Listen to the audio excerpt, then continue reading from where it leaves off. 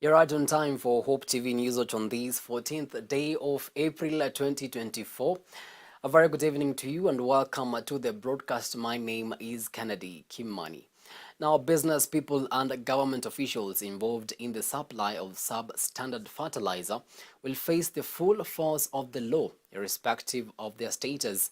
This is according to President William Ruto, who spoke today at St. Peter's Anglican Church of Kenya in Nyeri during the retirement service of Mount Kenya West Anglican Bishop Joseph Mwangi Kagunda. President William Ruto warned that anyone who interferes with government efforts to increase food production in the country will not be spared. At the same time, the head of state asked political leaders to desist from populist politics and serve Kenyans, pointing out that leaders are elected to serve and not to be popular.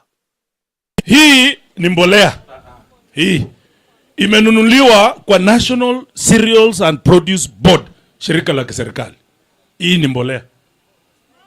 Hii. Sasa Mithika Linturi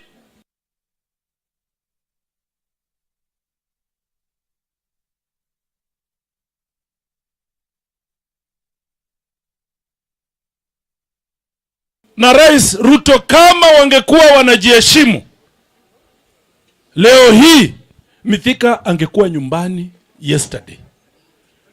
Na ndio maana mimi nimeleta mswada bungeni na malizia tu jikoni ya kuimpeach Mithika Linturi kama waziri wa agriculture. Na hao bunge mnaona hapa wameweka sahihi. Mithika afanye nini? Haende nyumbani. Sasa tofauti yangu na Mithika Linturi ni hii. Wakati Mithika Linturi alikuwa mbunge, akataka kuweka censure motion kwa yule gavana wa Kirinyaga akiwa waziri. Anaitwa nani? Anne Waiguru. Yeye alitafuta sahihi. We do apologize for the mix-up of the stories. Now, moving on, the Energy and Petroleum Regulatory Authority has reduced fuel prices by up to 18 shillings in this month's review. For the period between the 15th of April to the 14th of May, the maximum allowed petroleum pump price for super petrol, diesel and kerosene has decreased by 5 shillings and 31 cents, 10 shillings and 18 shillings and 68 cents per litre respectively. In Nairobi, super petrol will retail at 193 shillings and 84 cents, diesel at 180 shillings and 38 cents, and kerosene at 170 shillings and 6 cents. Meanwhile, President William Ruto has pointed out that his administration is addressing the challenges facing the country by implementing the right policies. Miezi chache ama karibu mwaka moja iliyopita watu walikuwa na wasiwasi. Mambo yanaenda namna gani? Lakini niliwaambia we must make the right decisions. Leo ile bei ya unga ilikuwa 200, saa hii inakaribia 100. Dola ilikuwa imefika 160, saa hii iko hapa 120 something. Na bado Mafuta ndio ile ilikuwa pale, mumeona hata leo imeanguka na shilingi 10 just today. Because we are making the right decisions. We are not making popular decisions. And Kenya is going to go forward. Hii Kenya itabadilika tukiona kwa macho. Moving on swiftly, and the Kenya Meteorological Department has issued a heavy rainfall advisory. In a notice, the weatherman has warned that the ongoing heavy rains across various parts of the country are expected to intensify from Monday to Thursday this week, and will be experienced in 43 counties across the country.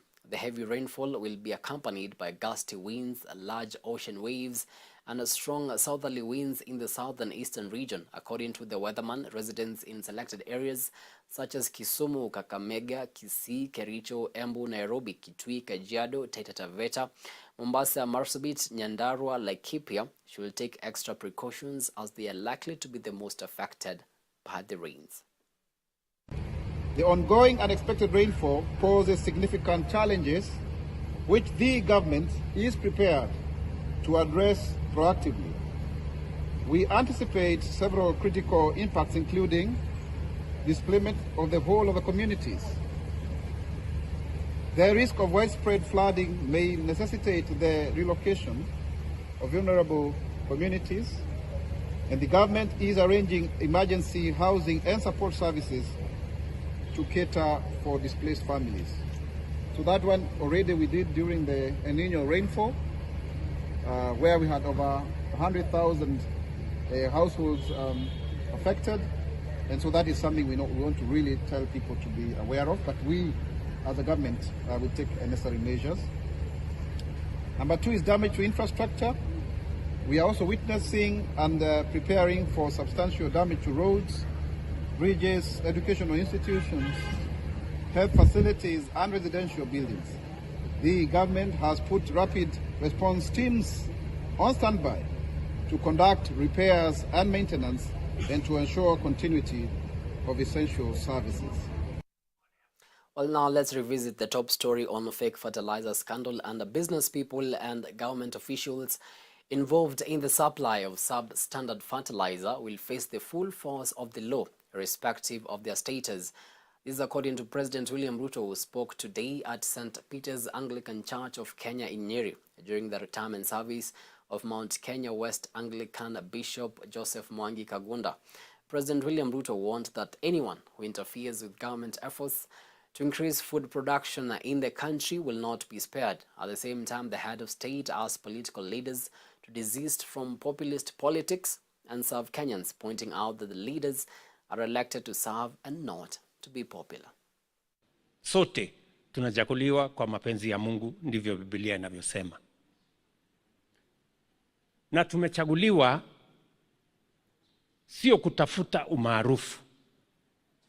Tumechaguliwa kuongoza na kufanya kazi ya wale Mungu ameweka chini yetu. And it is important for me to say this to all leaders.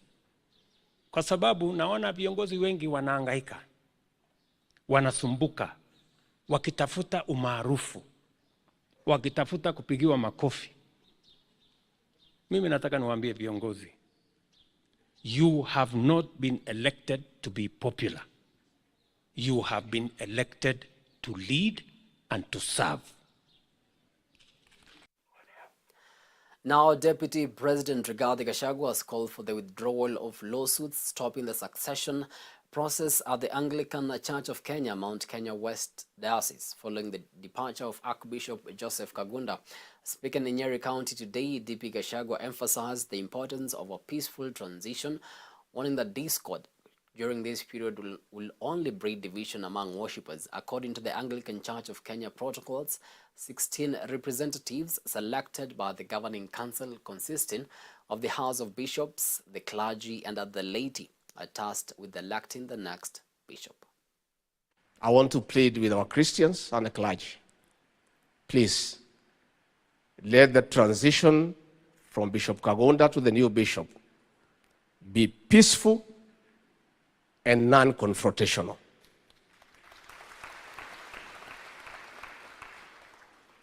as your son, please honor us. When we read the papers and we find men and women of God are in court over leadership, we feel a little bit down. The legacy of Bishop Kagunda will be torn into pieces if the news we shall be reading is about a fight over who succeeds him. The Archbishop has explained the Constitution. It sounds very transparent and very easy. I want to appeal to those who have gone to court, please, now that the Archbishop is coming to start the journey for transition, go and withdraw those cases, allow the Archbishop to manage the transition, to give us a new bishop to come and lead us. And you know, when you are peaceful, you attract the president to come and support you. You attract me, you attract all of us. But if you are acrimonious, if there is conflict in this diocese, we tend to shy away. So Wakristo, namuomba kwa heshima kama mtoto wenu, msituaibishe tafadhali, namuomba kwa unyenyekevu. Tukiona maneno yetu kwa headline, tunaona haya, kwa sababu the church should set an example to we political leaders of being peaceful in transition. Now, Second Lady Pastor Dorcas Rigathi has cautioned drivers against reckless driving, endangering the lives of other motorists and Kenyans. Speaking during the annual Interfaith Thanksgiving prayer service at Kenyatta University, Pastor Dorcas said that the country has lost far too many Kenyans through accidents this year, something that needs tougher measures. During the service, the 11 deceased KU students were honored. The 17 others who are receiving treatment have since been discharged, while one is still receiving treatment at a Nairobi hospital. As a mother, I feel very sad. And that's why you have seen I've been going around speaking to the young people concerning this illicit brew, alcohol and drug abuse. Many of our drivers, and I'm not saying that this particular one was not sober, but when you drink, you endanger the other motorists. You could be sober and I could be the one who is intoxicated, but we are driving on the same highway. We are driving on the same road. So as you endanger your own life, you are also endangering mine. And I think it is time we have a conversation concerning this matter, because we do not want to lose any more lives. 11 is enough. We were in Mombasa, and when this message came through, I looked at your face, and we looked at each other, every member, for a bit of time. I looked at you, we were speechless for a moment, and that was the beginning of it. Particularly when we learned that there were 11. We knew what was ahead of us. And we did not require words. We had body language to express it. And I saw the language in him, and I think he saw mine in me. 11 students from this university who fell and now are with the Lord. These are not just mere numbers I've spoken about. These are our brothers and they are our sisters. My heart goes to the families, the friends, and the entire university community. We have lost, and lost very big. Eastern Regional Commissioner Paul Rotich has rallied residents to support the ongoing war on illicit brews to rid the region of the menace. Speaking from his office in Embu, the RC said concerted efforts and goodwill from security agencies, leaders, and the community was needed for the fight to bear the expected results. He is our very own Alice Diana with more.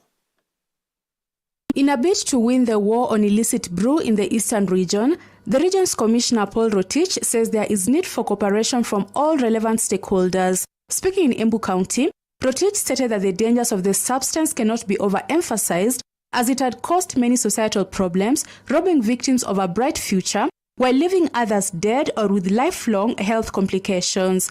Changamoto ambalo tuko nao sasa na lazima tufanye ni kusustain sasa the successes, kwa sababu tusiboshikilia mahali tumefika ama tu relax kidogo hivi, tutarudi pale pale na hatutakuwa tumeachieve ile objective ambayo tunataka ku. The Eastern Regional Commissioner noted that for the past 1 month since the campaign commenced, they had made tremendous progress, with many outlets having been closed and suspects arraigned in court. He said due to the unavailability of the brews, majority of the drinkers had quit the habit and started channeling their time and energies towards activities of self-improvement. Tunaona mabadiliko kwa tabia ya wale ambao wamekuwa wakitumia pombe. Tunaona mabadiliko, watu wameanza kwenda mashamba zao, wengine wameanza kwenda kanisa, wengi hata wanaenda baraza siku hizi, jambo ambalo alikuwa hapo awali, kuonyesha ya kwamba kunywa pombe ya kupindukia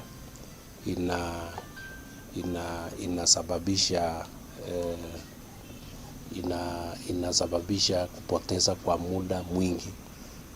He has appealed to security officers not to let the guard down in this fight to safeguard the gains achieved so far, while also calling on the members of the public to keep sharing crucial information with them with regard to manufacturers and sellers. Jambo muhimu ni watu wetu wafanye mambo mawili. Kwanza, kubadilisha tabia ya kunywa pombe ya kupindukia. Hiyo ni moja. Jambo la pili ni kuungana na sisi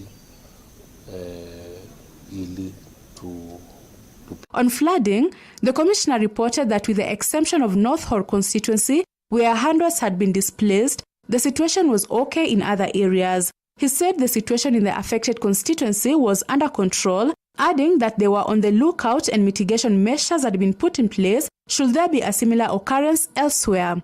Kufikia sasa sehemu za Marsabit, hasa sehemu za North Horr constituency, tumekuwa na hiyo changamoto, lakini ni jambo ambalo ninaweza sema it's manageable. Tunaidhibiti na tunaangalia ili tuhakikisha kwamba kukiwa na changamoto kama hilo ambayo inaweza kuendelea, tuweze kukabiliana kwa wakati ili watu wasipate. Alice Diana, Hope TV News Watch. Thank you so much, Alice, for that report. Crossing borders now, and Iran unleashed a barrage of missiles and drones on Saturday and during the early hours of Sunday, targeting Israel in retaliation for last week's suspected Israeli strike on its consulate in Damascus that killed 13 people. Iran's foreign ministry at the time said that the airstrike by Israel destroyed the consulate building in the capital Damascus, killing at least 7 officials, including Mohammad Reza Zahedi, a top commander in Iran's elite Revolutionary Guards, and a senior commander Mohammad Hadi Haji Rahimi. The regime in Iran fired a massive swarm over 200 killer drones, cruise missiles, and ballistic missiles towards the state of Israel. Together with our allies and partners across the region, we are operating at this very moment to defend Israel from Iran's attack. So far, we have intercepted the vast majority of incoming missiles by Israeli systems. Well, it's now time for a short break here on Hope TV News, but after the break, I'll be back with the business and sports news. Stick around.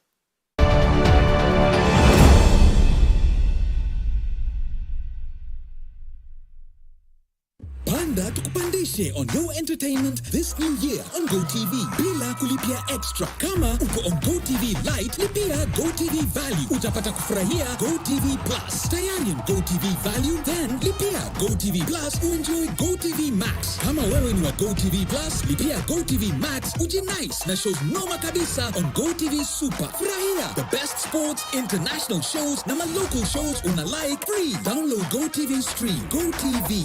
Love it. In order to keep hope alive in the airwaves, Hope Media has a couple of initiatives. Friends of Hope. Friends of Hope is you and I forming a team of well-wishers and volunteers who give in cash and kind to support in spreading the gospel at Hope Media. Currently, Hope Media is running a campaign under Friends of Hope dubbed 100 for 1. Through the campaign, Hope Media is asking Hope FM and Hope TV listeners and viewers to give just 100 shillings in order to reach one more soul with the message of hope and the gospel. Engage with us on our social media platforms at Hope FM Live and at Hope TV Kenya. Kuwa rafiki mso leo.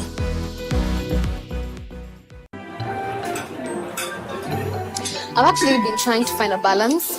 It's been really tough and hectic, but everyone says once you get a hang of it, it becomes better, and I don't know, but I'm hoping to find a balance soon because it's really been hectic.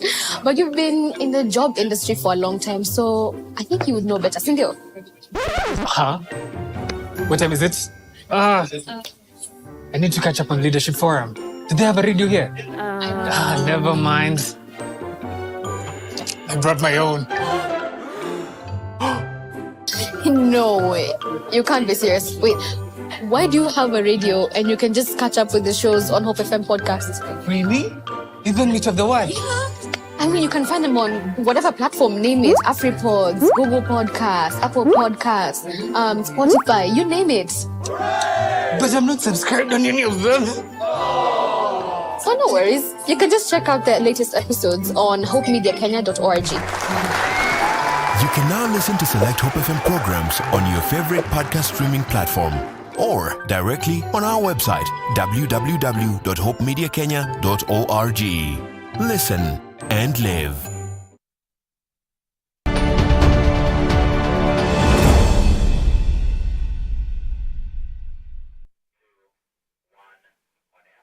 Welcome back. You're watching Hope TV News Watch. Now, more than 100 women and men in Naramam village, West Pokot County, are said to abandon livestock keeping and brewing of illicit brew in favor of beekeeping after receiving 300 beehives from a well-wisher. The initiative, which is under a MARA program, is said to empower women who have been taking part in brewing of illicit brew and keeping of livestock since the area is semi-arid, therefore being able to do crop production. Naitwa Emily Kubasu Laktabai. Mimi ndiye founder ama mwanzilishi wa Kyle Gabriel Foundation. Kyle Gabriel Foundation ni organization ambaye ni non-profit na tuko based in Eldoret na tunafanya kazi kwa county 3, county ya West Pokot County, Elgeyo Marakwet na Trans Nzoia County. Kazi yetu aswa ni kupromote sustainable development goal, goal 5 ambaye ni mambo ya gender equality.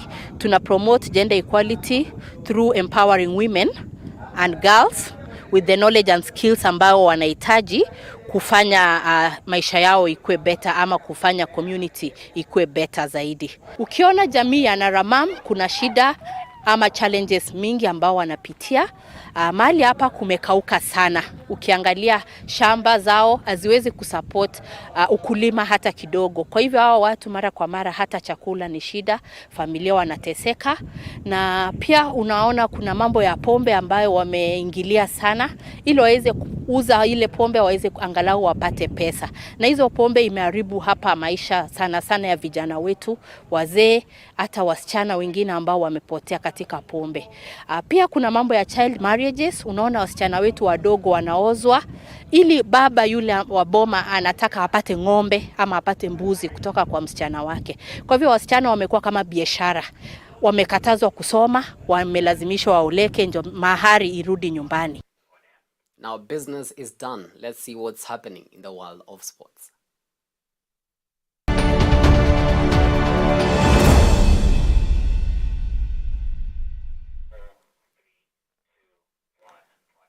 The four-ball of Cedric Colonzo, Jack Songwo, Victor Mohando, and Julius Oket returned a combined score of 116 points to clinch the Kakamega leg of the KCB East Africa Golf Tour at the 9-hole course on Saturday.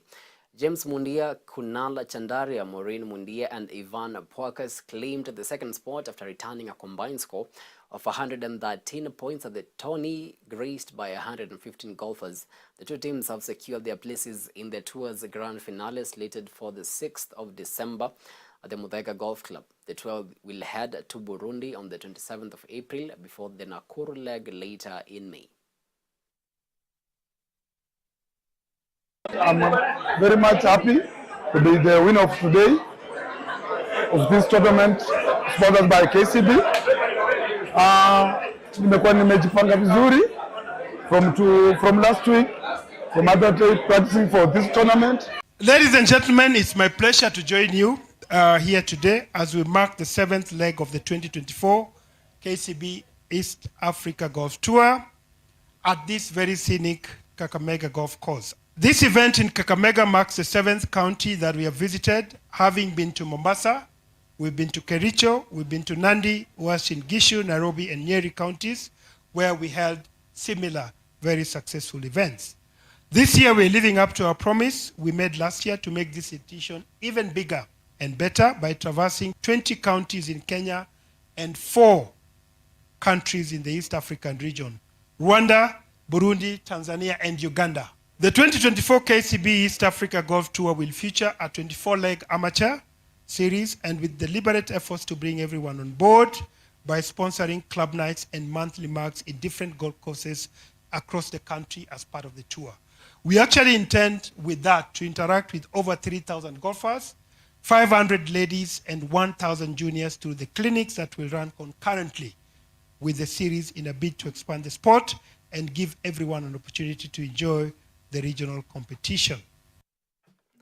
Nairobi United and Naivas Football Club played to a one-man draw in the FKF National Super League match played today at the M-Pesa Foundation grounds. Rogers Angala gave the host the lead in the 33rd minute. However, Robert Karisa equalized for Naivas in the 71st minute.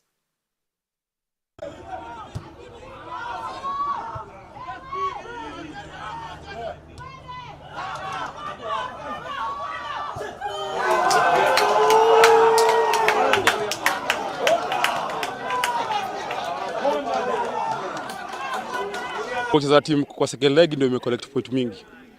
Kufikia kabla mechi ya leo walikuwa wamechukua pointi 16 kwa mechi 7. Sio wamechukua point 15 kwa mechi 7. Ambapo tukiangalia game ilikuwa muhimu sana kwetu. Tusipoteze pointi 3 ya kwanza, tupate pointi 3. Bahati mbaya hatukuanza vizuri first half. Tulianza kidogo, hatukuwa tuweza kudefend vizuri sana kwa half ya opponent. Na ikakuwa ni shida ilifanya kidogo na Nairobi United kwa comfortable kucheza ball na kuja kutu attack. Ya pili hatukuweza kudefend set piece vizuri. Ndani but tukajua tukarekebisha. Second half tukamua tusiwapatie nafasi ya kucheza mpira. Tuweze kudeal nao kwa hizo build up zao. Hapo ndo mara enjoy mpira na tukapata matokeo. Na nikiongea kuhusu ligi bado ni safari ndefu. Kila mtu anaangalia pande yake. Mimi niangalia pande yangu, kila mtu angalia pande yake. Then tuone vile itakuwa mwisho wa safari. I learn every game iko na outcomes zake na really inapeanga mtu another kitu kingine ya kuwakia. So I believe now we are going forward na wakia on how clinical ndakuwa kwa chances zangu zina create, then I believe itakuwa better. Competition viko hapo, team ziko poa, that ni bahati ziko hapo bana, ni kumaisha zinajiweza. So nazipea respect, team zote ziko hapo juu. Ni ile tu kusema mimi ndaangalia tu pande yangu. Nachukua tu game yangu, each game at a time, pole tu as we build on, pole na believe itakuwa poa. Now, Nairobi City Stars secured a 3-0 victory against Moranga Seal in the FKF Premier League encounter at the Police Sacco Stadium. Mohamed Ali broke the deadlock with a penalty kick in the 54th minute, followed swiftly by a Dennis Owalu goal just 3 minutes later, effectively doubling their lead. Yuto Kusaba sealed the deal with the late strike in the second half. Meanwhile, Kenya Police won by Sol Otieno Duncan goal in the 12th minute against KCB.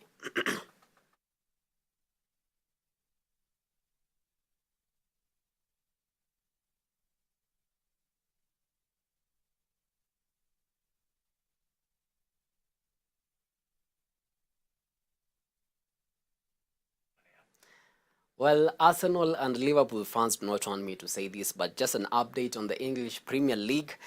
And Arsenal were thrashed by Aston Villa 2-0, while Liverpool were also thrashed by Crystal Palace 1-0. If I can just look at the EPL table, Man City stands at the top of the table with 73 points, while Arsenal and Liverpool both have 71 points with 6 games to go. It's going to be a final of the finals in the English Premier League. Let's wait and see how this unfolds. Now that we come to the end of our news tonight, many thanks to you for watching Hope TV News, which we really do appreciate the value of your time. On behalf of the amazing team that made this broadcast a success, have yourselves a blessed night. My name is Kennedy Kimani.